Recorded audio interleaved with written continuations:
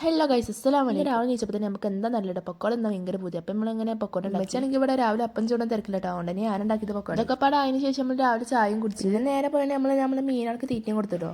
ഓർക്കും രാവിലെ ചായ പുറത്തേക്ക് പോയേക്കിപ്പോഴാണെങ്കിലോ ഇതാണ്ടോ കാണാതെ നമ്മൾ അവിടെ ഇങ്ങനെ തേൻ്റെ പലകർക്കീനി തിന്നോ. ഇതാണെങ്കിൽ ഫ്രഷ് തേൻ കേട്ടോ, നല്ല മധുരമൊക്കെ ഉണ്ടേനി. ഞാൻ ബീച്ചിൽ തരടാ. നൈസോ തൊള്ളാട്ടിക്കോ.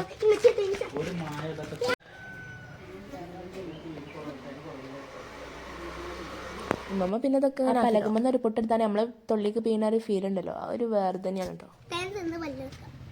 പല്ലി തേൻ തിന്നിട്ടോ? അത് പുതിയ അറിവാട്ടോ. കടി അടിച്ച് ഇവിടുന്നാ നമ്മൾ ഈ പലകയൊക്കെ എടുത്തതന്നെ. അപ്പൊ ഇന്നതൊക്കെ തന്നെയുള്ളൂ, ബാക്കി നാളെ.